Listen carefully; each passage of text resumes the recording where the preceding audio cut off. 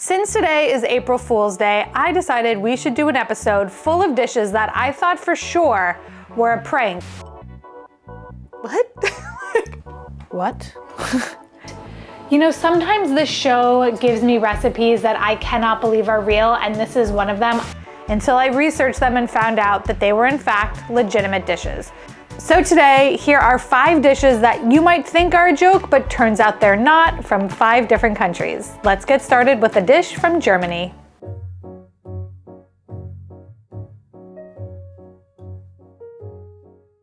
Hi Beryl, I'm Antonia and I live in Hamburg, Germany. The dish I'd like to share with you is Schmorgurken mit Senfsoße, which translates to braised cucumbers with mustard sauce. Schmorgurken are a special kind of cucumber. They are thicker and harder. If you cannot find them, I still recommend you to make the dish, because you can just use any kind of cucumber and adjust the cooking time so that they don't get too soft. The Schmorgurken are originally from India and were brought to Europe in 800 AD. The dishes with Schmorgurken are usually made in the eastern parts of Germany and the regions that are now Polish, which is where my family originated from. Not many people know Schmorgurken, but everyone I cooked them for loved it. It gives me a feeling of home and a connection with my family and my roots. The cucumbers are definitely the star of the dish. It's the main flavor, but it's not overpowering because of the mustard, which gives it a round and interesting twist. The cooking process makes the cucumbers taste a little caramelized. The texture gets silky and smooth, but they should still have a little bite to it. It's a dish that makes me feel cozy, but the cucumber gives it a freshness as well. People should try this dish because it's the perfect summer comfort food. Thank you, bye. I decided to start with this dish because... What? Never in my life have I heard of a stewed cucumber, and here we are. Germany, you know, last time you guys had me sucking a sausage. I'm just gonna suck it out of the casing. Here we go. Today, I'm eating a stewed cucumber. I don't know.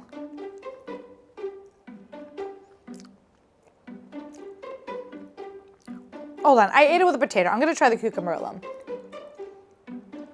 It kind of tastes like a zucchini now. Like, it doesn't really have much flavor. It definitely tastes like a kind of mustard cream sauce with dill. Not bad, not bad. The potatoes, great. You know, I like the potatoes in a mustard cream. That's good. The cucumber is not bad. I think it's just a surprising texture. It really does kind of feel like a zucchini, with like a hint still of the cucumber. You know, cucumbers don't really have that strong of a flavor. So this kind of is more like a soft boiled texture with mustard and cream and dill. I was skeptical, but I'm gonna say I'm eating my words and I'm eating my stewed cucumbers. The dish was very simple to make. When I was putting the flour on top of the cucumbers, I was unclear what was happening, realized I was making a roux.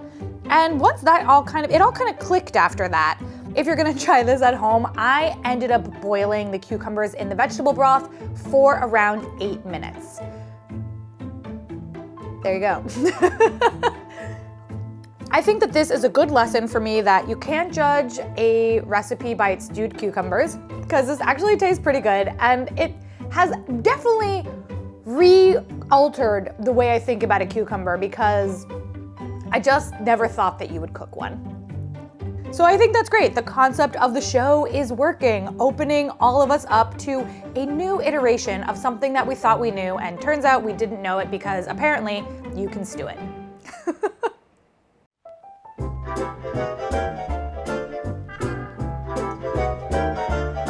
Hi Beryl. Hi everyone. My name is Maria and I live in Gothenburg on the west coast of Sweden. The dish I want to talk to you about today, or pizza topping rather, is the banana curry pizza. Now, this is a really common pizza all over Sweden. You can find it in any local pizzeria wherever you go. Okay, so yeah, this is a pizza with a banana on it. What are our thoughts collectively on fruit on pizza? I do like pineapple on pizza. I like a Hawaiian pizza. I think that it tastes good. I think it's fun. I have no issue. I think the banana might be really good because I feel like it might kind of flambe a little bit in the oven. And I think the texture will be okay. Even though it kind of reminds me of the banana pregnancy dish, which I didn't like. That's a hard no for me. But it might be good. I think it's gonna be good. So on to the pizza, banana slices go. Some people open a banana from here.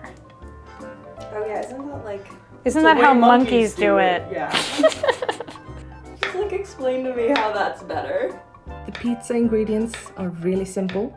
It's chicken that you either shred or cut into small pieces. There's slices of banana. There's peanuts and a good amount of curry powder.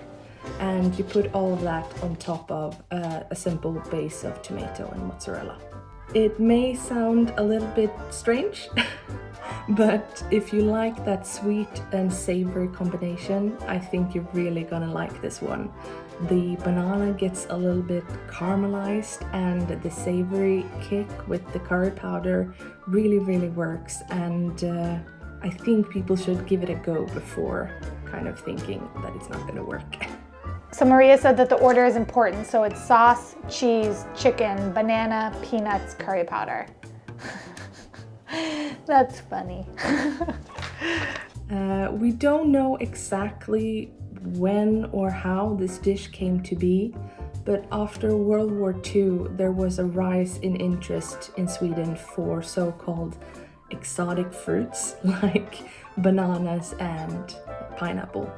And in the 60s and 70s, chefs all over the country started creating recipes for savory dishes using those fruits. And a lot of those dishes became staples in Swedish homes all over the country. I honestly kind of feel like the peanuts on the pizza is weirder to me than the bananas on the pizza, but I guess they're just gonna be crunchy.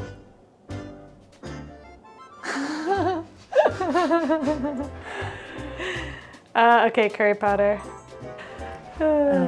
There are only a few of those dishes that are still going strong today, and one of them that has kept going until 2025 is the banana curry pizza. I really hope you give this a try, and I hope you enjoy it just like we do here in Sweden. Bye! Monkeys give this pizza 5 out of 5 bananas, but let's see what humans give it.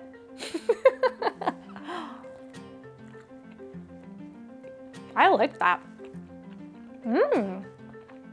The peanuts are a little weird. I could do without the peanuts, but the curry powder on the bananas is a really nice combination. You can't taste banana. I just taste curry powder, but there's a little bit of texture from the banana that's really nice.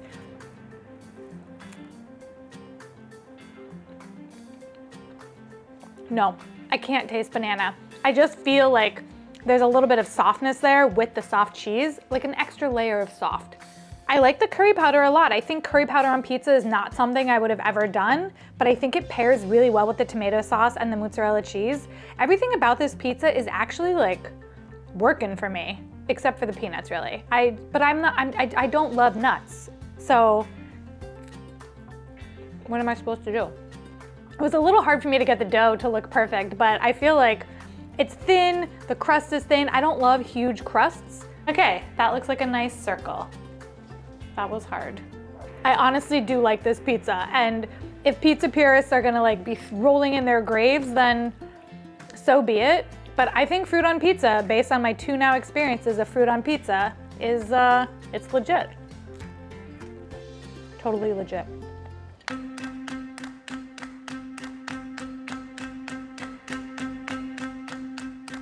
Hi Beryl, hi everyone. My name is Gökçe. I'm originally from Turkey, but I live in the Netherlands now. The chicken dish I want to share is a dessert. It's called Tavuk Gökçe. and it's a sweet, creamy pudding made with shredded chicken breast. I know that sounds a bit weird, but stay with me.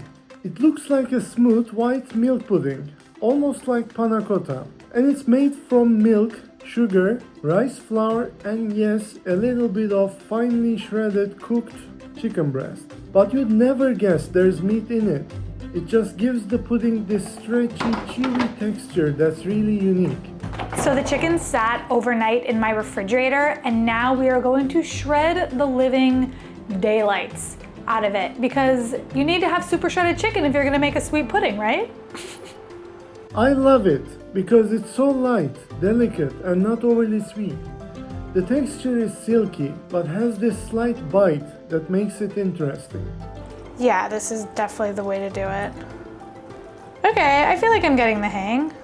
Okay, this is shredding round number 3 of 5. The key, I realize, is to do it in the water, because then the chicken becomes really fine, and then use the mesh sieve to drain it, because otherwise, like, you'll lose the chicken. It's getting so tiny. But I have to do this a bunch more times, so the chicken's really gonna be small by the end of it, which I guess makes sense because it's going into a sweet pudding. Things I never thought I would say. Put chicken in a sweet pudding. There we go. Okay. Shredded chicken ball. It's also super nostalgic, something you might eat at a Turkish family gathering or after a big meal. Tavuk göğsü is pretty well known across Turkey, and it actually dates back to the Ottoman palace kitchens. It's part of a huge tradition of milk-based desserts in Turkish cuisine. It's all about creamy textures and gentle sweetness, often served cold. In our culture, milk desserts are seen as elegant, refreshing, and a perfect ending to a meal, especially in warm weather. I'm just gonna taste the pudding itself. Yum. I mean, it's a milk pudding. It tastes delicious. I'm about to add chicken. I repeat, I'm about to add chicken. I'm excited. I'm honestly giddy about the addition of chicken. I'm just so curious. Tavuk göğsü is one of the most iconic because it's both familiar and surprising. Chicken might seem boring, but in this dessert it becomes part of something magical. It doesn't taste like meat at all. It just helps make the texture unforgettable. You should try tavuk göğsü because you never had chicken like this. It's dessert royalty. I feel like this recipe is why we do the show. It's something exciting, something new, something I've never heard of in my entire life, and yet here it is. A chicken pudding. A sweet chicken pudding.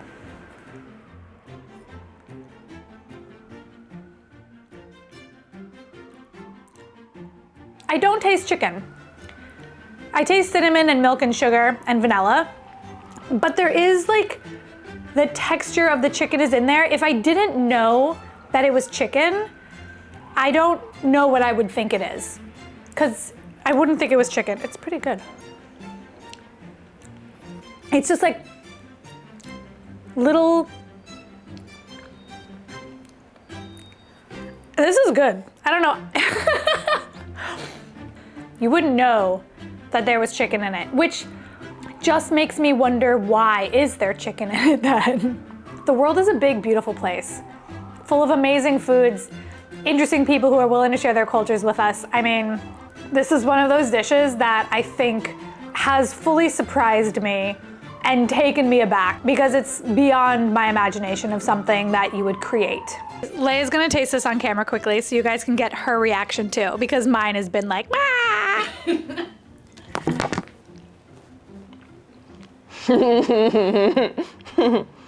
Okay. I know the texture reminds me of rice. This is really good. Do you think the texture is good? Is it like adding value? Yeah, I like it. Yeah, I think it's adding, it's not just like melt in your mouth. Like you still have to chew it a bit, which I do like. And I love rice pudding. So if you like rice pudding. And you can't eat rice. And you can't eat rice. Just use chicken. Does it taste like there's anything bizarre in it? No. The secret ingredient is chicken. Chicken? What the hell? Why is there chicken in here?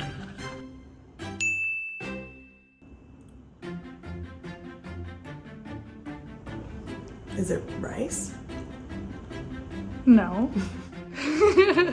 No, I mean, it's chicken. It's chicken. Yeah. What part of it? Like chicken? Chicken breast. Breast smushed into this? Yeah. That's pretty good chicken.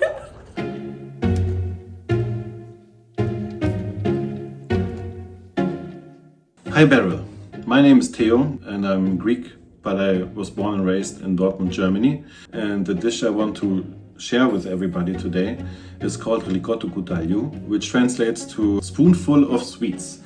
Basically, it's a very sweet dish which is typically given with a Greek coffee or a mocha. It's a very syrupy consistency. It's almost like jam or a marmalade, but even more sweet and a little bit thicker. It's basically a dessert. Basically any fruit can be made as this sweet dish. For this recipe, we're using Greek pitted Kalamata olives. Kalamata olives are kind of like a light brown color.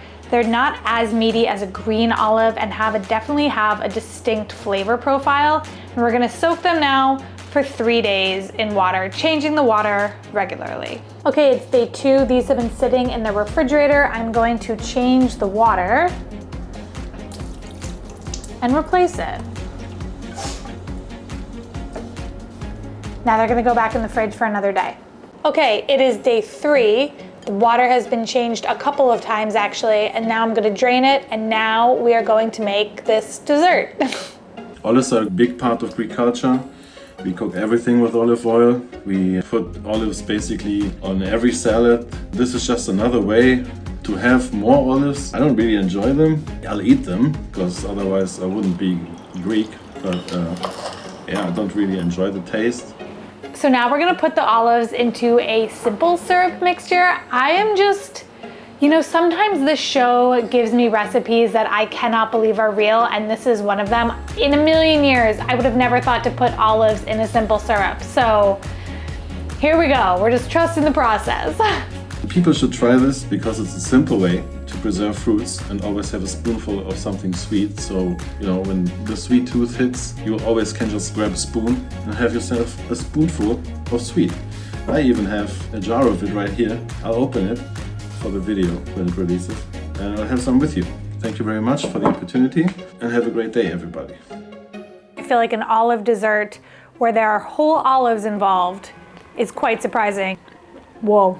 The olive does not really taste like an olive to me anymore. It's quite sweet, obviously from soaking in that syrup that we made. It still has that meaty texture, so it almost feels like fruit in a crazy way. And the stuffed almond inside gives it a little bit of crunch, so it's not just a super soft bite. I think this is gonna be really good with yogurt. The yogurt has a bit of a sourness because this is Greek yogurt. Wow, cat's got my tongue. I'm amazed. This is so surprising and so interesting and so not like what I expected at all. There's so many foods out there that I just have no idea exist, and this is one of them. I wonder how many Greek people know about this dish. If you're Greek, let us know in the comments if you've heard of this dish before, or if you've had this dish before. Yum, the syrup is really good. The flavor of the clove and the lemon and the vanilla have come together to make a really, really nice syrup flavor that is different than any that I've had for a while. I would just say any that I've had. Soaking the olive for all those days removed that briny flavor, and what's left is just like the texture of an olive, which is crazy. I would honestly say try this. If you like yogurt with fruit in it, try making this at home and have it with yogurt because it's delicious, and it's something that's just like unexpected, totally different, and will rock your world. Ooh.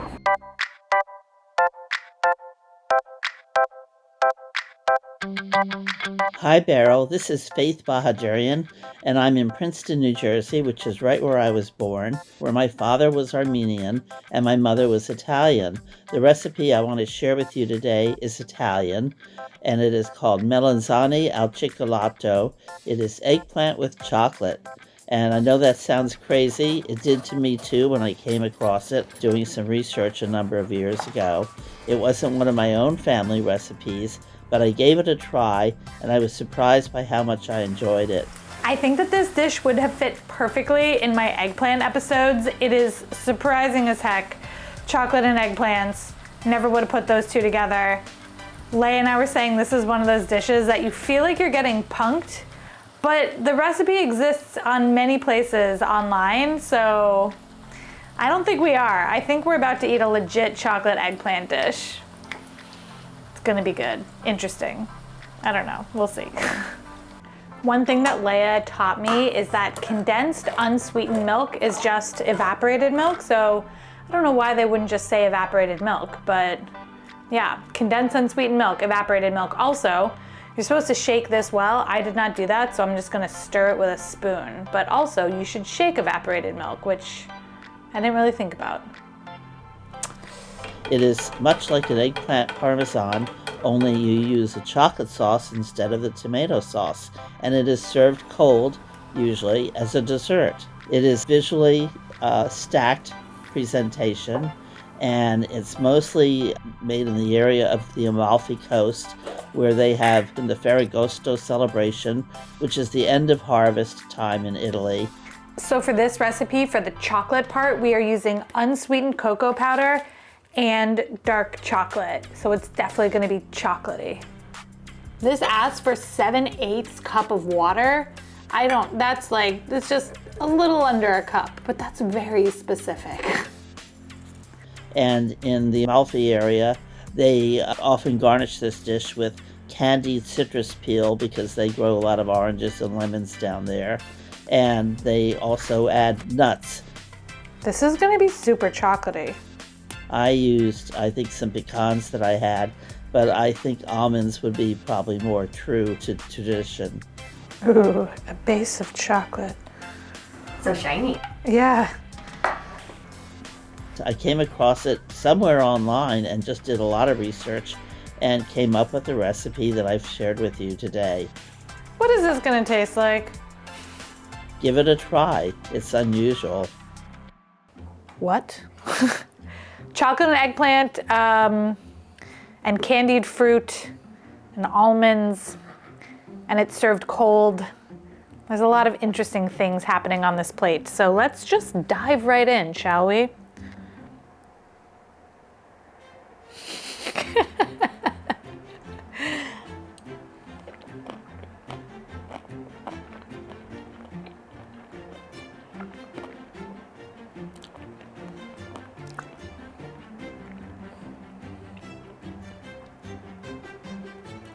Huh.